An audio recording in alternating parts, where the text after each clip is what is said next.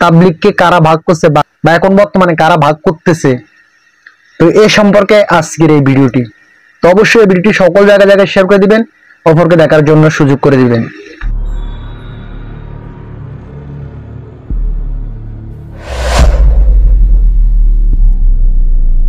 আসসালামু আলাইকুম ওয়া রাহমাতুল্লাহি ওয়া বারাকাতুহু। প্রিয় দিনী ভাই বোনেরা, আপনারা কেমন আছেন? আশা করি খুব ভালো আছেন। তো আজকের এই ভিডিওটি হচ্ছে তাবলীগ জামাত নিয়ে।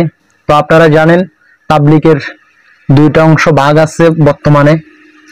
তো এই তাবলীগ আগে এক ছিল এবং একটা দল হচ্ছে সারা বিশ্বের ভিতরে, আর একটা দল হচ্ছে খালি বাংলাদেশে। তো দয়া করে আগে পুরো ভিডিওটি দেখুন। ভিডিও দেখার পরে আপনাদের সাথে কিছু কথা শেয়ার করব, যেহেতু আমি একজন আলেমের, ওলামায়ে কেরামের একটা ওয়াজ আপনাদেরকে শোনাবো।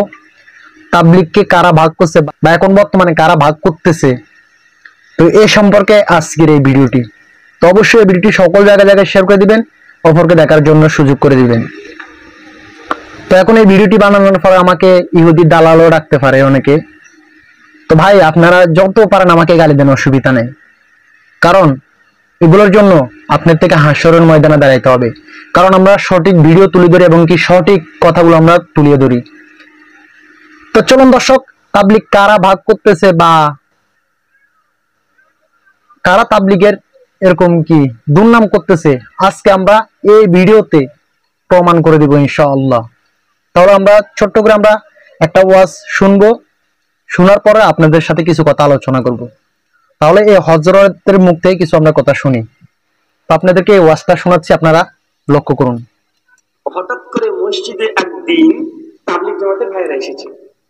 কারা? তাবলীগ জামাত। মাগরিবের সালাত শেষ হয়ে গেছে, সালাত শেষ করে বলছে আসসালামু আলাইকুম ওয়া রাহমাতুল্লাহ, ইনশাআল্লাহ বাদ মাগরিব ঈমান এবং ইয়াকিনের দর্স হবে, আপনারা বসে যাবেন, অনেক ফায়দা হবে ইনশাআল্লাহ বলে দিয়েছে আলোচনা শেষে। ভাই হয়তো কথা বলেন। এখন ওই কোন সুন্নাহর আলোকে যে আলোচনা করা করেছে সব ঠিকঠাক আছে, কোনো সমস্যা নেই। আলোচনা করে কেউ এই আমিরে জামাতকে বলে দিয়েছে যে এই লোকটা হচ্ছে নবমুসলিম, নতুন মুসলিম হয়েছে, ওরাও খুশি আলহামদুলিল্লাহ। একজন বেধর্মী গায়ের মুসলিম হয়েছে আলহামদুলিল্লাহ আলহামদুলিল্লাহ। তখন ওই আমিরে জামাতকে নবমুসলিমকে বলছে, ভাইজান আপনি নবমুসলিম হয়েছেন? জি আলহামদুলিল্লাহ হয়েছি। তো শুধু নিজে আগুন থেকে বাঁচতে হবে, জাহান্নামের আগুন থেকে, মানুষকে দাওয়াত করতে হবে। আর দাওয়াত না দিলে কি করে হবে? দাওয়াত দিতে হবে, দাওয়াত দিয়ে মানুষকে হকে পথে আনতে হবে, মানুষকে নামাজি বানাতে হবে। তখন কি করতে হবে? ওদের চিল্লাই যেতে হবে। আচ্ছা না নাই? আছে। আচ্ছা আচ্ছা ঠিক আছে, কোনো সমস্যা নেই, হুজুর ঠিকই বলেছেন, চিল্লাই যেতে হবে, দাওয়াতি কাজ করতে, ভালো কথা তো। এটা ভালো কাজ না হয়ে যায় অবশ্যই দাওয়াত দিতে হবে। কোরআন হাদিসের আলোকে বলেছে কুনতুম খায়রা উম্মাতিন উখরিজাতিন নাস, তোমরা সর্বশ্রেষ্ঠ জাতি, তার মানুষকে তোমরা সৎ পথে আহ্বান করবে।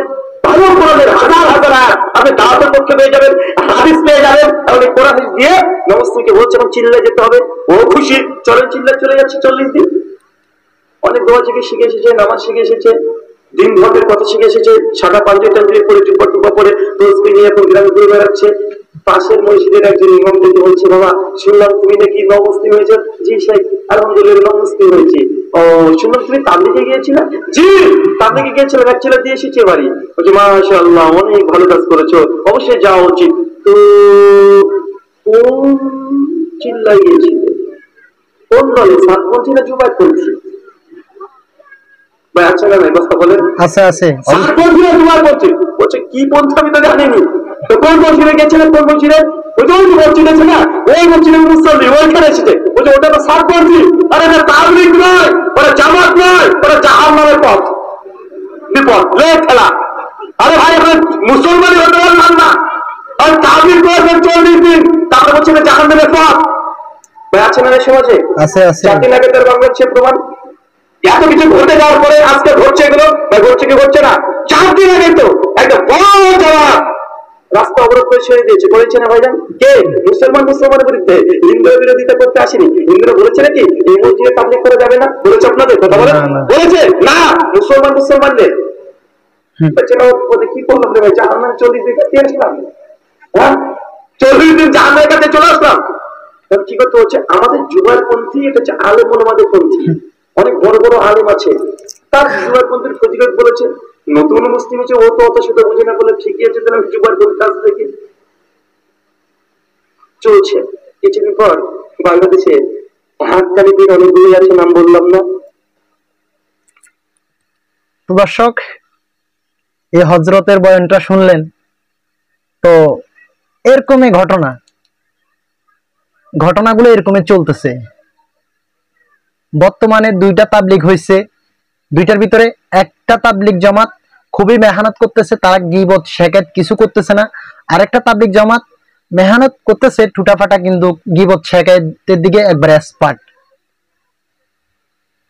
তো আপনারা ধরে নেবেন কারা গীবত শেখায়ত বেশি করতেছে। এখন তো মাইক আর ক্যামেরা ফাইলে মাশাআল্লাহ দিল উড়াই ফেলতেছে ডাইরেক্ট। তো আসলে ভাই, ওলামায়ে কেরাম হচ্ছে আমাদের মাথার তাজ। কারণ ইন্নাল ওলামা ওয়ারাসাতুল আম্বিয়া, আলেমরা হচ্ছে নবীদের ওয়ারিস।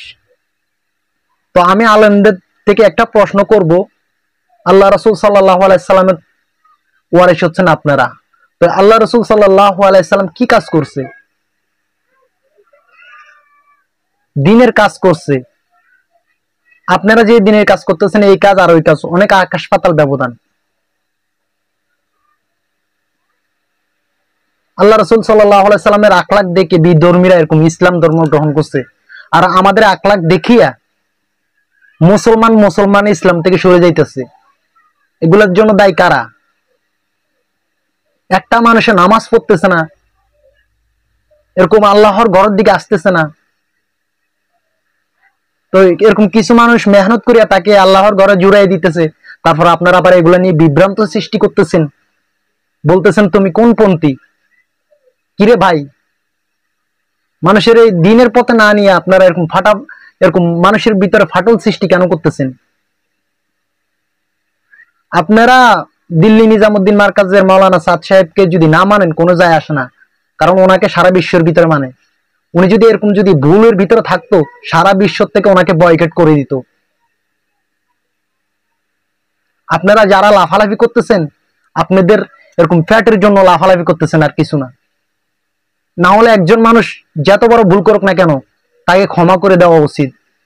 কারণ আল্লাহ রাসূল সাল্লাল্লাহু আলাইহি সাল্লাম এরকম দাঁড়ায় দাঁড়ায় কান্না করতেছে। সাহাবায়ে কেরাম প্রশ্ন করতেছে, হুজুর আপনি কান্না করতেছেন কেন? বলতেছে একটা ইহুদির লাশ যাইতেছে। তো সাহাবায়ে কেরাম কি বলতেছে, ওকে ও তো ইহুদি নাসারা, ওর জন্য কেন কান্না করতেছেন? আল্লাহ রাসূল সাল্লাল্লাহু আলাইহি সাল্লামের বুকে অনেক দরদ, অনেক ব্যথা। আর ও ইহুদি হোক, খ্রিস্টান হোক, নাসারা হোক না, আমার কি আইসে গেছে? আমি যে ওনার কাছে দিন প্রচার করতে পারিনি, এটা ব্যথা। তো আপনারা মাশাআল্লাহ দিলে মাইক পাইছেন আর ক্যামেরা পাইছেন, উড়াই ফেলতেছেন, দেখতেছি তো। অনেকদিন ধরে সহ্য করে রয়েছি। আপনারা অনেকে এখন আমাকে বলবেন আমি আলেম বিদ্বেষী। আরে ভাই, আলেম বিদ্বেষী না, আমি চাইতেছি মুসলমান যেন এক থাকে। মুসলমানের ভিতরে আপনারা কেন ফাটল সৃষ্টি করতেছেন? খোদার কসম, এগুলোর জন্য আপনারা দায়ী। হাসরের ময়দানে এগুলোর জন্য আপনারা দায় দিতে হবে।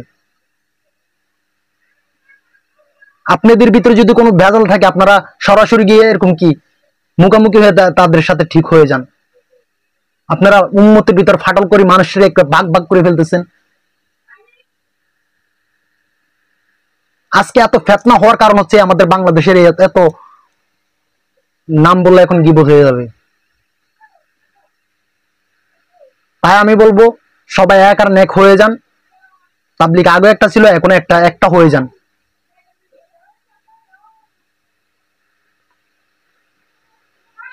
আমি দুই পক্ষে গিয়ে দেখছি,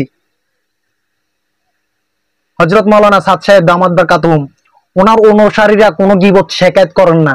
কারণ ওনারা ওয়াজ মাহফিলে এরকম ওনাদের তো কোনো ইস্তেমাতে বা কোনো এরকম মসজিদে এত বয়ান করতেছে, একটা তো গীবত আপনাদের নাম করলো না। এরা বলে না অমুক আলেম ওই পদ, অমুক আলেম হে পদ, অমুক আলম খারাপ, এরা তো বলে নাই।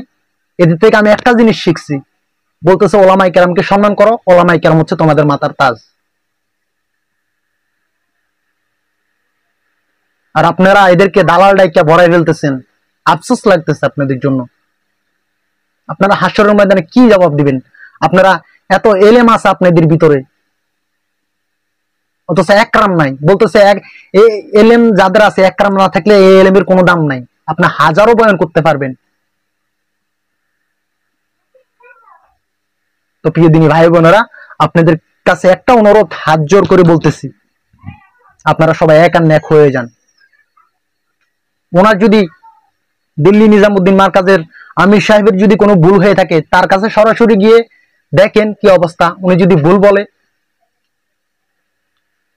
উনি অবশ্যই ক্ষমা চাবে, এবং কি চাইছো। আমার কাছে অসংখ্য তথ্য আছে। তো কারা ভুলের ভিতরে আছে, ইনশাল্লাহ একদিন না একদিন প্রমাণ হবে। মাদ্রাসার টাকা নিয়ে না এরকম বাড়াবাড়ি করছেন, এই সম্পর্কে ভিডিও আসতেছে ইনশাআল্লাহ, ধৈর্য ধরেন। হযরত জি মাওলানা সাদ সাহেবকে তো আপনারা অনেক দোষী করতেছেন। তো ভাই, আমি কোনো ফাটল সৃষ্টি দেখতে চাই না, যেহেতু আমি একজন মুসলমান, যেহেতু আমি একজন দিন ধর্মের অনুসারী।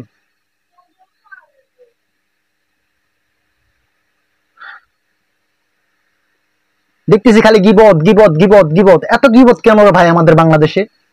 ওয়াজ মাহফিল এগুলো কি গিবতের জন্য করতেছে? সামনে কোরআন রাখছে, গিবত করতেছে ডাইরেক্ট। কা জানান নেই, হাদিস আপনারা পড়েন নাই? গিবত করা মানে মরা ভাইয়ের গোস্ত খাওয়ার সমতুল্য।